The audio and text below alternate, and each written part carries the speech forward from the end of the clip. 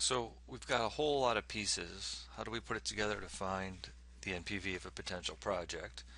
The first thing for each year, you want to find four components: operating cash flow, the cash flow effects from the change in net working capital, the cash flow from capital spending, and terminal value if it's relevant, and add them up, and that gives you the relevant expected cash flow for each year.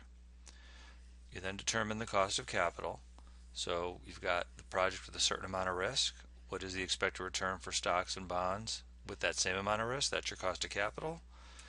And then step three, you just compute NPV, which is the present value of all expected cash flows discounted by the cost of capital.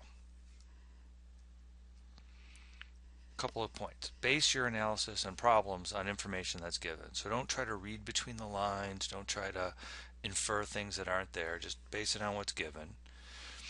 If information's not provided about a certain element, then it's likely to be zero. So if there's no information about net working capital, there's no reason that it would be anything. It's a zero. If it doesn't say anything about a terminal value, or if it doesn't say anything about capital spending, then assume it's zero. Don't try to put things in that aren't there. And basically just don't think too much or make assumptions that aren't supported. As you practice the problems, it all becomes very clear. But these are some good guidelines. You don't want to wrap yourselves in circles. Just focus on the information that you're given, how we've talked about in class using it, and use it. So here we have a 2-year project, Project A. Initial investment of $60,000 today. Cash flows from capital spending. 0 in year 1, 10,000 in year 2. So basically we're going to spend 60,000 on some equipment. Then in 2 years we're going to sell it. There may be some taxes. When it all nets out, it'll be 10,000 coming to our pocket. Operating cash flows, 20,000 in year 1, 50,000 in year 2. Doesn't say anything about year 0, but year 0 operating cash flows 0 in this class.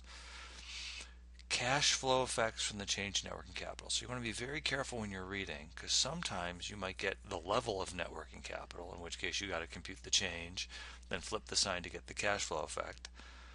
Sometimes you may get the change in net working capital, in which case you have to flip the sign to get the cash flow effects. But here, you're directly given the cash flow effects from the change in net working capital. Negative 5,000 today, negative 3,000 in a year, and then plus 8,000 in 2 years. Tax rate's 40%, cost of capital is 10%. And we're going to put it together in a second, but the tax rate is irrelevant because all the information that we're given is already after-tax money. So a good way to help is just to have a table where you can fill in for years 0, 1, and 2, which are the relevant years for this project. Operating cash flow effects from change in net working capital, cash flow from capital spending and terminal value, do some addition, get the relevant cash flows, then discount them, and boom, you've got your net present value. So we fill that in what's given. Remember, we spend $60,000 today on equipment that we sell for $10,000. Operating cash flows of 20 in 1 year, 50 in 2. Cash flow effects from change in net working capital, negative 5, negative 3, and 8. So in year 0, relevant cash flow is negative 65, 60 for the equipment, another 5 to build up net working capital.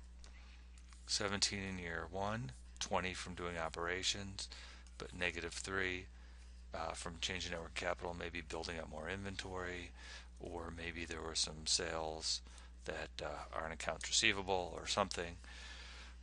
Year 2 is the big one, $50,000 in operating cash flow plus an extra $8,000 from basically converting all the net working capital into cash, $10,000 from selling the equipment, paying taxes, etc., and you wind up with $68,000.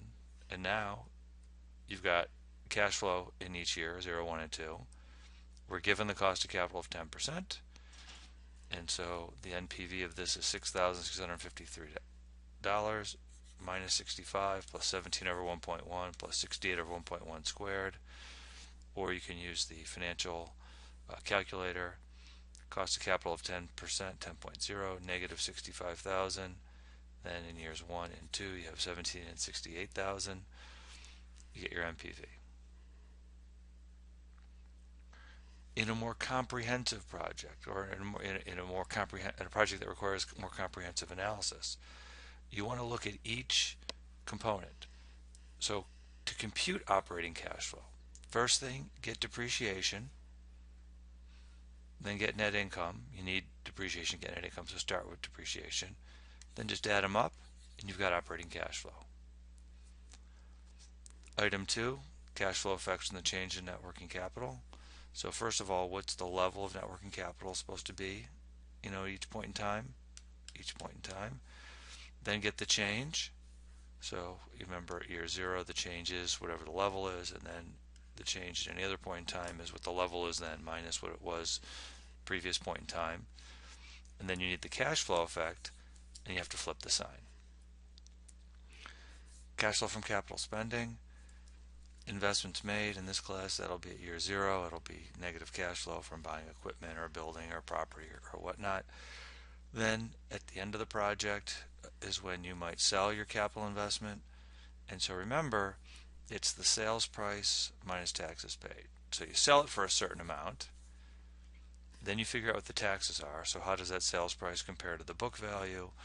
Multiply that by the tax rate to get the taxes paid, and you get the cash flow associated with selling a capital investment.